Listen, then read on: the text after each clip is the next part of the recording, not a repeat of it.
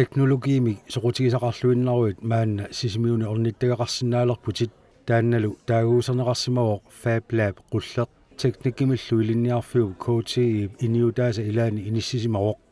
FabLab Qulleq December 2020 ammaanersiorneqarpoq ааллакаатитамилу матумани аммаанерсиорнэрми оқалугиартут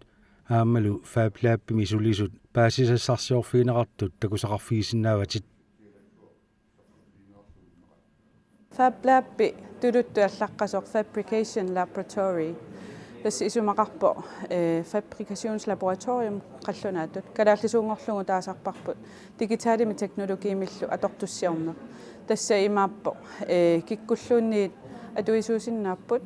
тастаан исумаа павиуна ассерсуутеқарфигилаартигу массаккут сулиақаруйорпоқ принтериуна so 3D принтерами таасарпаат массакку принтерпаа орпиммукусассаатиссарпут филер принтерсарпу онлайними атаарерпоқ ксиарманаммини санасиннаавгут уангаарна наммини санаара компьютериккут амерланери сулиассартаа сулиааппут 3D принтер намминерлу ингерласарпоқ ксиааллақаамуа илай калибреертарпагут илуарсаатеқарлу ксиуаритааккусулааникунгини Arctic Circle Business Bisortaa Jesper Skrøyer tikilluaqqusiluuruq Brønderussuortakkukkassi, mange tak fordi I kan komme. Og det har jo været et projekt, der startede tilbage i Julianes tid. Suliniut аалларнисарнеқарсимавоқ Julianne Arctic Circle Business Seminar таналаанили нууннаавутигаарпуллу уллумиккут пивиусунгортинеқармат аммаанерсиорсинаагатсигулу писсанганарпоқ сиунissasuni такутитсигумаарнерсоқ маннами ини пилерситсивиусуссаавоқ кифаангиссусеқарлуни соқутигинассақаарлу инуит маани суна сулиарисассанераа такуссаллугу такорлууккаллуми кисимик киллилигисиннааппут ини нааммассивингилақ аторtunik сулиамигаатеқарпуут кисиани аммарниссатсиннут аторtuутеқарлута пиарерсимагуут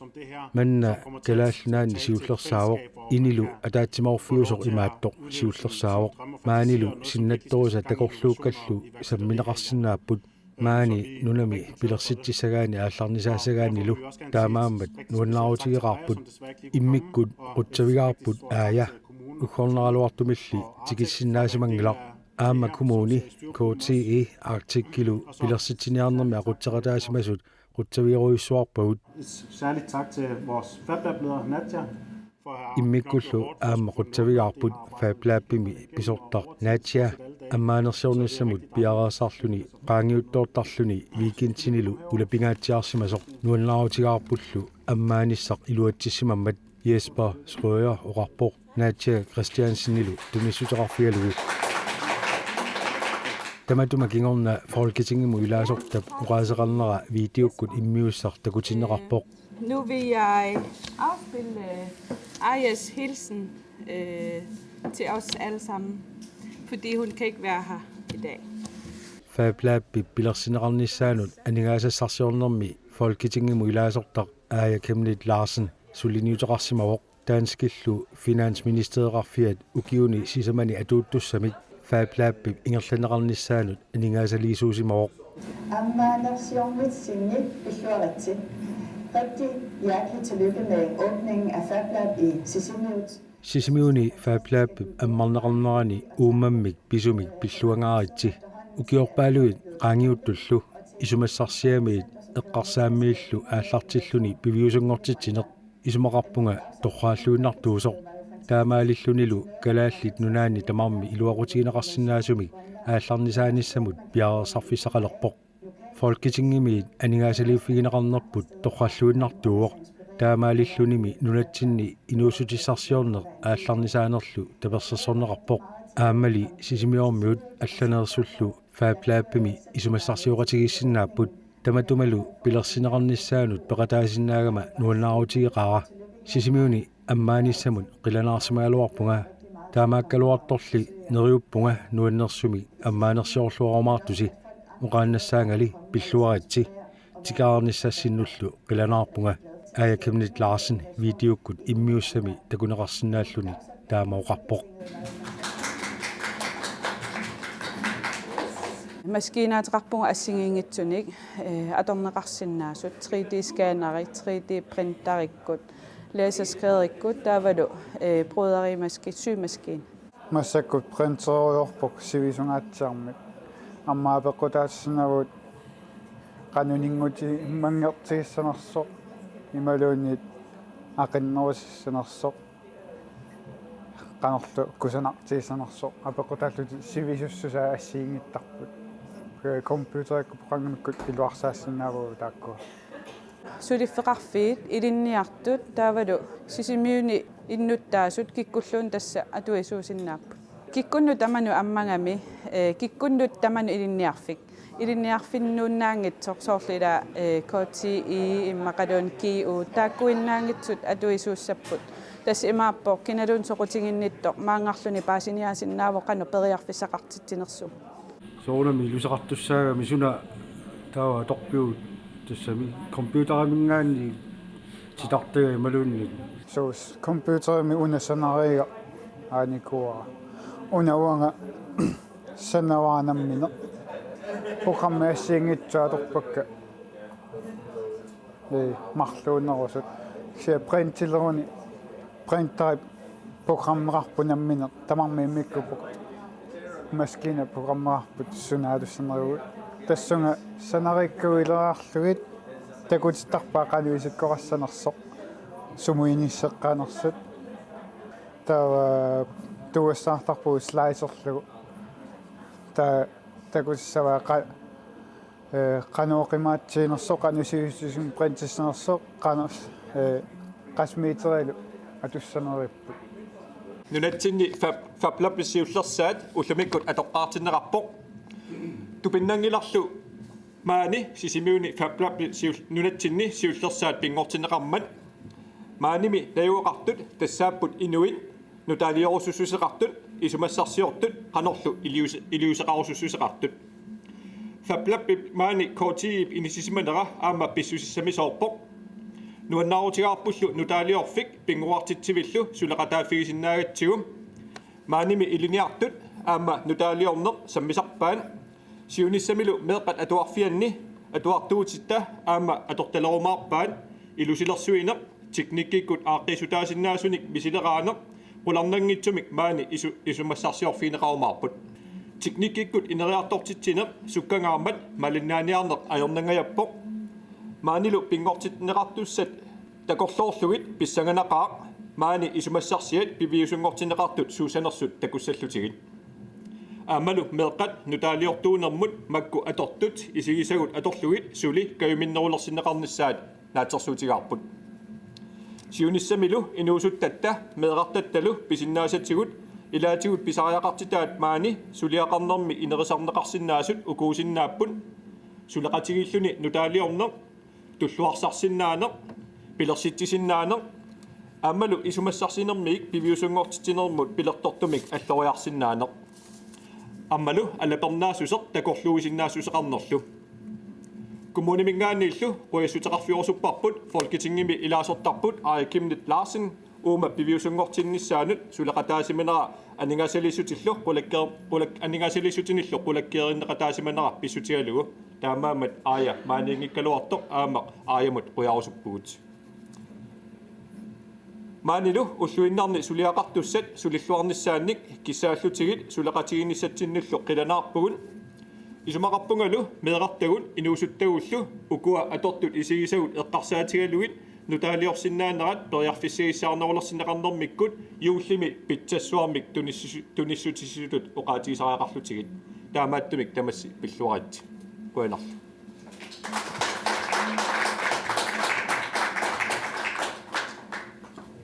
qoina oqaatsinnuannersuna Digitalimik teknologiimillu manni ilinniarfiuvo tas imaappoq maskiinat suulluunniit maaniittut FabLab-imittuutigut ilinniarneqarsinnaapput computeriuteqarpungut maani atungassat taavalu iPad-tiuteqarluta atortussangut tamaasa pingereerpa taakkusuuppat PLM taasarpaat plastikki tamarmi assiingitsupput qalipaatai mangissusai assiingitsuusarput таана пеқутааллуни қанукиссартигиссанерсут принтериут илуарсааттарпагут таа плейтаама киссартарпо киссангиккага ниппунгитсоортарлани авторсиннаавуг уна ниваллааруссуангилар со таава qanusisutigisumi suliarisanera nalungerertarpisigu so programmet атасааллаққасар qanusisisum принтиссанерсо уна мас илуарсинигуа илуатунгаа силааннааннаассасо таа 4 тими принтерусаасса инномалим 5 тими 6 тиминга налааниккалваами таа мангернеруссагалаарпо ималуунни илуатунгаани supportillersorsinnaavut imaluunni immirlugutamat kiasivisuuruussuussa siullermik aayakamnikt quyaffingerusupparput taannaqarsimangitsuuppat FabLab pilersinneranut aningaasat pissarsiarinissaat ajornakusoorsimassangaluarmat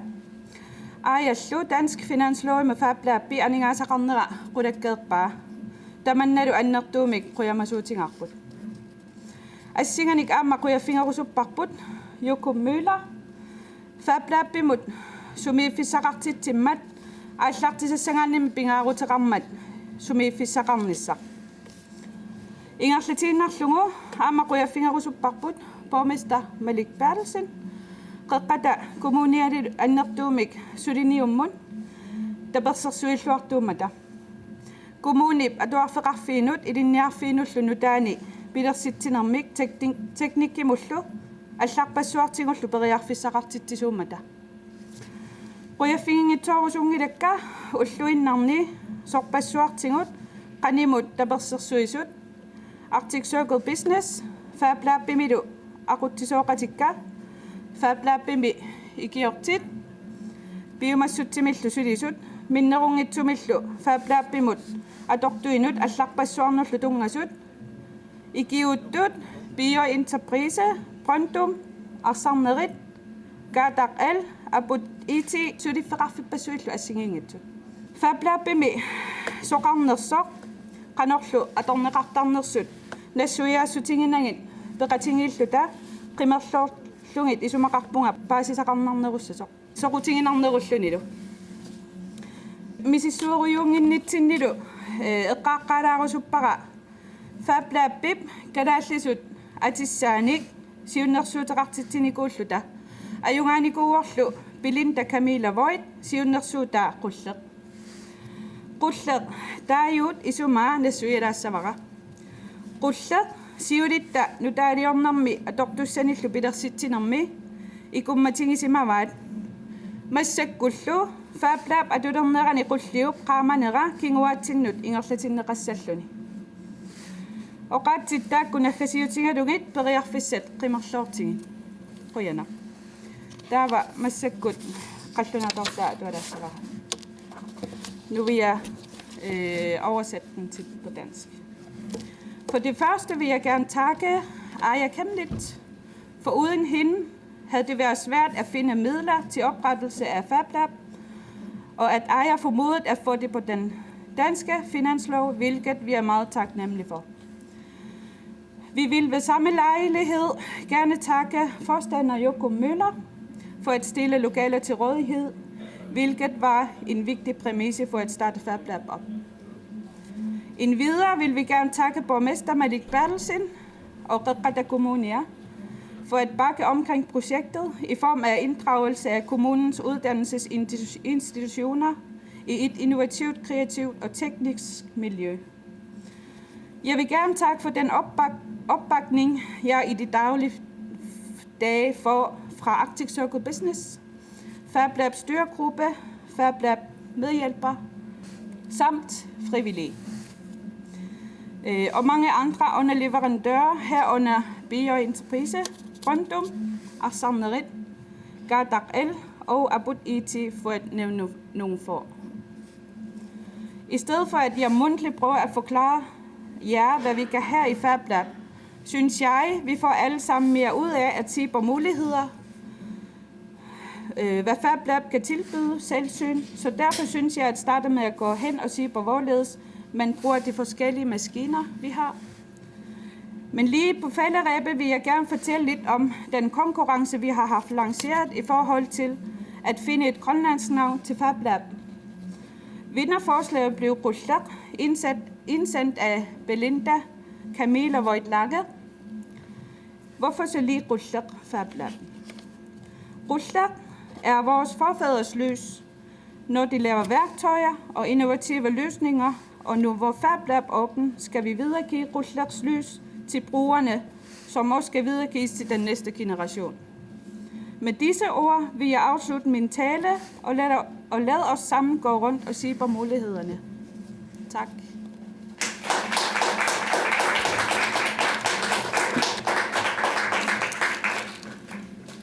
Aattaasiullerpaamik kalaalluan FabLab Qulleq. Tava nunarsuarni bioreersuni FabLabini circa 2010 nunani hunnoruyun assingiinngitsuni. Tässä taas assarsuuteqarfiuarpisiannaarlalini 3D printaaqarpuseqassinuguna peqartusi. Amikisuukumarluupput ilaqqittussaavo. Taavauna qernertorsa biuminaannerpariu kisaanimarlunni printerisinnaava taatsikkut imaluni qalipaatimarlut ассингитсуутиллу Kikkunnu tamanu innersuunnaqaaq paaseqqaarlugu susinnaanersu maskiinat qan imaannartoriussuungami wow ila paaseqqaarlungit sunaafa taamaattuliorsinnaavunga assingingitsu periarfissaangamik tasnaatsumi oqaatingalungu suulluunni sananeqarsinnaangami taava una angisorussarni printerisinnaava pilit assakaasuuli angitiisum printerisinnaava biuminarnerorluunni mumingaani qannertumingaani nammine kalibrersinnaagami ammuukum ikisut nammineersinnaaput se soorunami manuaalimi amma suliaasassaalaarpu pappiaatortarparput attuulilaarlu aalangilaatsarlu Ilitsersuisaqartartussaavoq tau saniatingaama attaveqaateqarpungut nunarsua tamakkerlugu FabLabin assingiingitsunut tavaamma periarfis assingingit eqqartorsinnaavagut suusinnaanersu Aina computeri tassangaani ukuanitu aquppisigit malumi immikkut computeraqartarpa tamarmi aqutassat USB-mik nuutinnarsinnaava printerusutagut amma unarsua unaleqernertoq computerimut trulluiseqarsinnaaput internettimut cloudtimut toqqornuuterarluu taa trulluisami nuussinnaallugit Pilluati kisam iluatippoq siullermik saafiginnikkassi nagaalaaqaluarluta tassa paasigatsigu unaqanoq pingaarutaqartiginersoq tikilluaqpungaarpassi tassami manna aama teknikkimi ilinniarfiummat aammalumaani ilinniartugut amerlasuut assiingitsunmi ilinniaqartut piqataalluarsinnaagamik taakkuami aamma tassa siunissami inusutissarsiornermut kivitseqataagussaaput taakkualu tassa aamma nalungilarput atorluartussaagat manna ассассернэрми илниақартугалуаруник илниарнертунгорниарлу симаани атуартугалуаруник ииксинаагут илниартугалуаруник маскинмистеримуллууни илниартугалуаруник пингитсуатит налунгитсумик атортуссааваат аамалу налунгилаа атулерерсимагаат атуартитсинэрмут илуақутиссалу таамааттун пигаарутерарпоқ мааниннissaa ималиаллааннақ илниартуут маанга исерсиннаагами манналу periarfissatialassua pissarsifiingaarlugu immaqa atortarumaarla raat nalunangila. Jeg vil sige, at tillykke, at det egentlig lykkedes med at få indviet FabLab her i Sisimiut. Da man lavede den første henvendelse, der var vi lidt skeptiske, fordi men efterhånden som vi fandt ud af, hvad det var, så var det jo på sin plads, at vi skulle byde dem velkommen til at bruge vores ramme her på KTI Sisimiut. Der er ikke tvivl om, at vores elever og studerende, der som en teknisk uddannelsesinstitution vil komme til at bruge FabLab her i Sisimiut til gavn for deres uddannelse. Om det så er håndværksuddannelser, de er i gang med, eller om det er en gymnasial uddannelse, ingeniøruddannelse eller en maskinmesteruddannelse. De studerende og elever, vi har, det vil helt sikkert komme til at bruge rammerne her til vores dagligdag. Og det er jo dem, der skal være iværksættere, fremtidens iværksættere her i Grønland. Så det er på sit plads, og vi også understøtter FabLab-placeringen. Og jeg ved også, at man allerede er i gang med at bruge rammerne her. Råstofskolen har brugt det i forleden dag i forbindelse med sprængningsarbejde, planlægning af sprængningsarbejde. Så det lover godt for fremtiden. Består det. Og tillykke med indvielsen.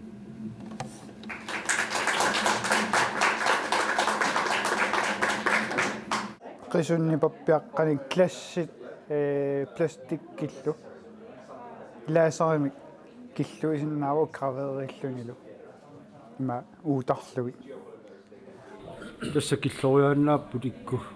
so kivikkuni nammiinakkassappu amma taanna iluarsaatilaagassao materiaalia peqqutaalluni ilai ikuallassinnaagami uakku ikuallattuula misileqqalaattu isuulli ikuallakkami Neriutigineqa innuttaasuni atorluarneqassasoq suliffeqarfinni atuaffeqarfinniillu tamani.